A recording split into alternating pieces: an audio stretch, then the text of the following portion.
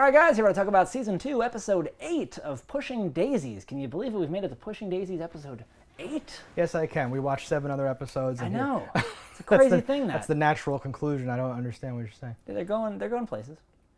A couple things going on here. Yeah. We open up with a midnight pie party. We Yes. find out that Ned, like the kids wake up and the headmaster and all this stuff. Yeah, this is strange. We're slowly drip feeding more information about Ned and his relationship with pies and death. One of the boys, there's a long-haired blonde boy in the episode. Is he the kid that played Michael Myers? Camp Anawana. Oh, no. I have no idea. I think he's the kid that played Michael Myers in Rob Zombie's Mike Just because he has his hair like that? Maybe. Looks like him. There's something about his face. I see that kid. I don't know if the timeline is even remotely correct to Not be at all. that kid because I can't remember what year this originally aired versus that. It actually might be This might be right in the pocket, Yeah. yeah. And looking at that kid, my first reaction is something's wrong with that kid, and I had the same Like reaction. he's a murderer. To the same reaction I had to the kid in Rob Zombie's Halloween. Halloween?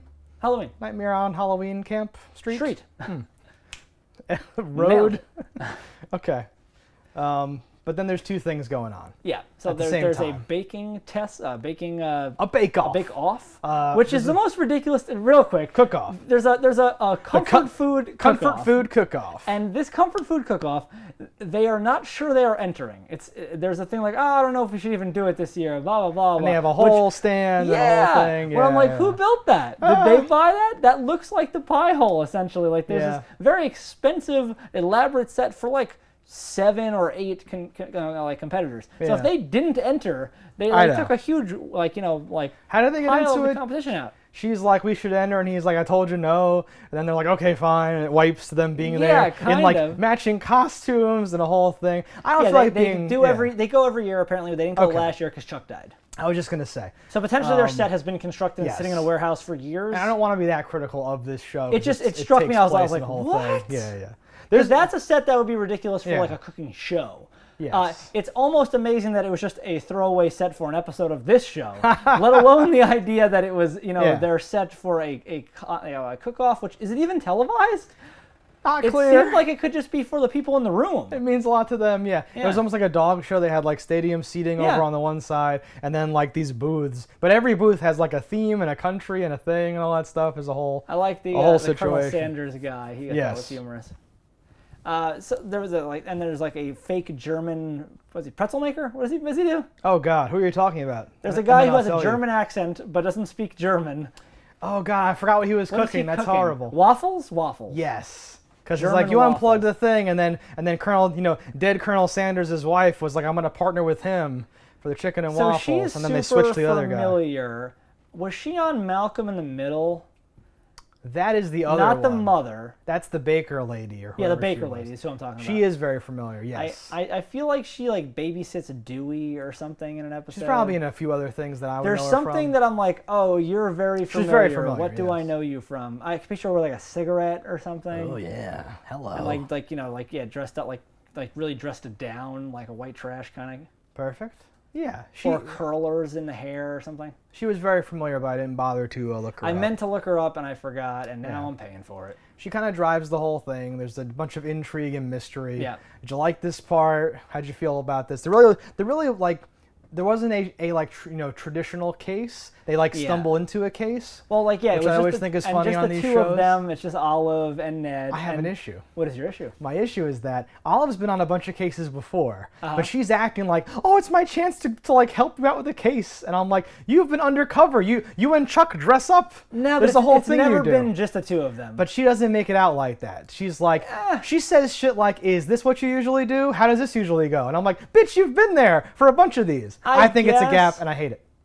I don't know. I recall her saying that, and I remember her being all giddy and happy. Because I'm like, she still loves Ned. Now she gets to be all buddy and close to him, and this is all that, whatever.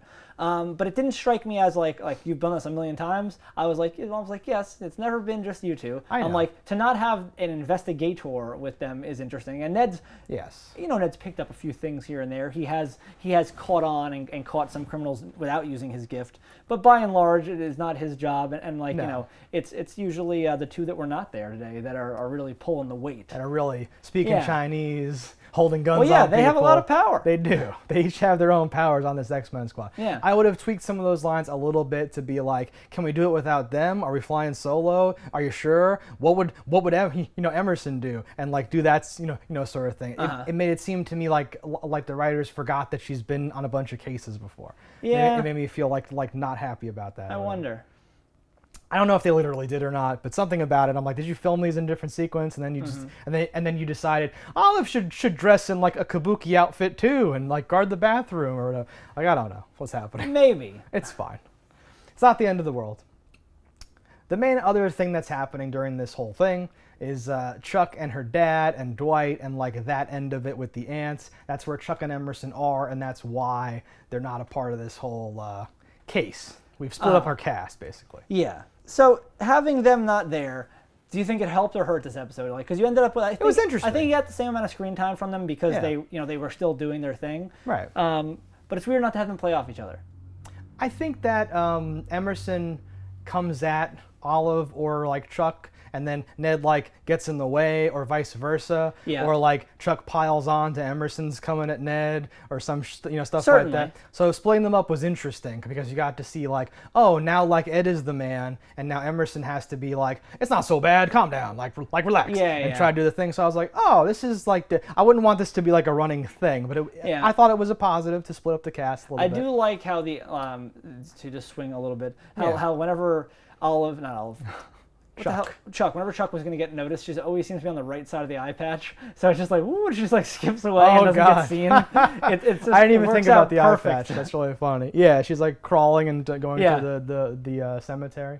But this is like big news. Yeah. I have all capital letters notes. Her dad is still not dead. Yeah. And we find out why that happened and how that happened and all that stuff. Yeah, and it worked out all perfect in killing the bad guy, but also now no knowledge. But he was going to kill them, so net win.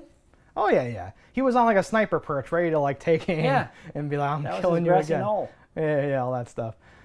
But her dad being alive now and having like Invisible Man like wrappings on his face he's and like all a that zombie. stuff. Yeah, because he's all like whatever he is underneath there. Yeah. I thought we were gonna get something, and like I should have said this like many episodes ago, but because I think we might be on our way, so I want to like prep you ahead of time. If anything happens where like she gets stabbed and it's like death becomes her and she's fine, I'll be like, well, now we have the confirmation everything is good, right? My only fight is that I don't think we're ready to like declare it yet, and you're like convinced already. I've been convinced. I know that, and I'm okay with that. Do you think he can see? I don't know what's going on. It was crazy. Because I would wager, based on how long they waited to bring him back, he wouldn't have eyeballs, and they have him in glasses. He wouldn't have a lot of things. Yeah, I wonder. Yes, I just wonder if you'll ever see him without the glasses. Yeah, a lot of stuff makes no sense though about like the coming back from the dead. Like you got people missing things and they're able to like communicate or do. But if you were missing eyeballs and you came back, you couldn't. It wouldn't be like I see with phantom eyes. No, I know, but or would it? It's magic, so whatever. Magic is magic. The guy that had a whole thing through his brain or part of his head missing was able to like talk and carry on conversations and stuff.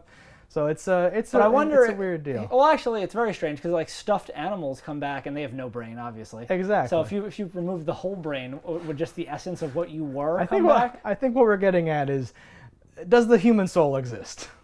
Welcome to our TED Talk. For the next 3 hours, we're going to delve into this discussion and discuss it in great detail. Now, it's a very goofy premise because it doesn't work, and that's why you have to be like immortal in order. I think they care more about the result of it than the like mechanics of it. It's the story, not. But they could explore it. We're building up to a season finale that's going to be the series finale. Yeah. So whether they know it or not. Yeah. So this might be the chance to like introduce something crazy. How do you think? So like her dad's alive.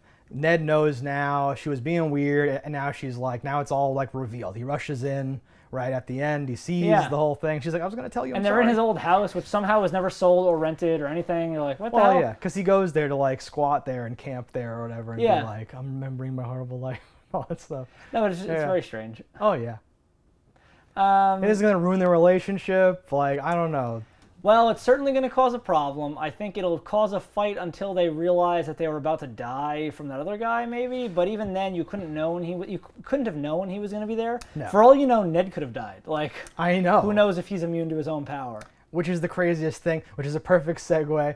If I had to end the whole series, Ned's father would have the power, and Ned would die, and then he would show up to bring him back, and then him and Chuck would be able to touch again, because that like breaks the chain of like death life or something like that. No, what would be the best cap, and you've triggered it in my mind, so I'll give you half credit on it, is they find his dad is dead, he touches him to bring him back, and Ned drops dead. Because the dad had brought him back, but and somehow now had touching it switched him or whatever? But it doesn't work because he was able to age. That's just a fun capper. Well, because that's what neutered my theory before about like maybe he brought Ned back, already. Yeah. And then he was like, well, I have to abandon, and then he brought back his other twin magician sons or whatever. Yeah. But yeah, it doesn't but work. But maybe you do age. We don't actually know. It's so crazy. Like it's maybe you age till 30 and then stop. Who's to say? It could be anything. Big B could be 108. He just aged really well. I don't know. He just aged very slowly. Yeah, no, it's weird.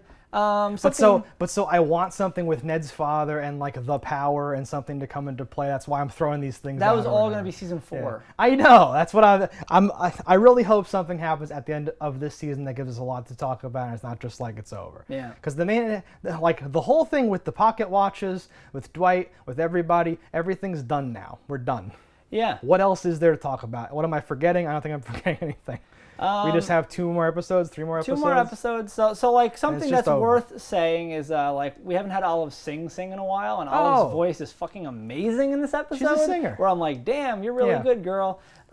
She's an actual real life singer, and they're having her sing on the show or whatever. I forgot about the musical number because it's been a while, but I used to call them out like, we got a musical number from Olive this time. It's worth noting the new business venture from our 2 merged companies called Finger Licking Donut Hole. Finger Licking Donut Hole. And so and it should be said, our heroes won the Comfort Cook-Off.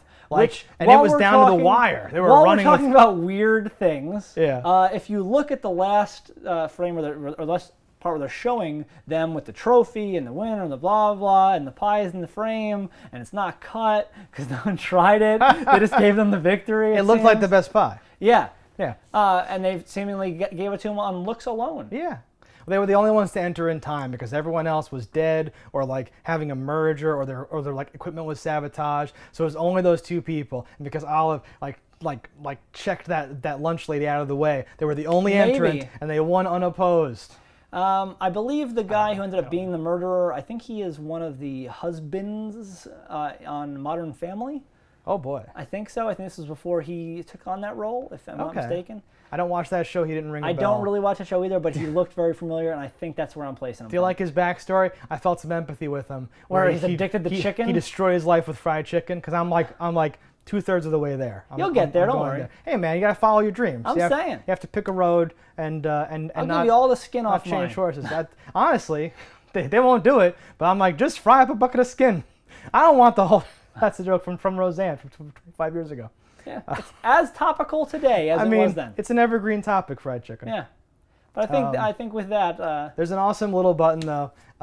There's like a dream sequence, like future musing thing. Aunt Lily is in Dwight's hotel room with a shotgun. Yes. And he comes in, and she shoots him and all that stuff. But then it's like, that didn't really happen. And all but that it was stuff. foreshadowing his actual death. I know, because the show's brilliant. Yeah. Okay. Yeah. All right, guys, that was this episode. Let us know in the comments below what you thought about it. Don't die in a fire, and we'll see you next time. Hello, internets. I just love watching JustDaggers. If you've enjoyed this video as much as I have, click that subscribe button.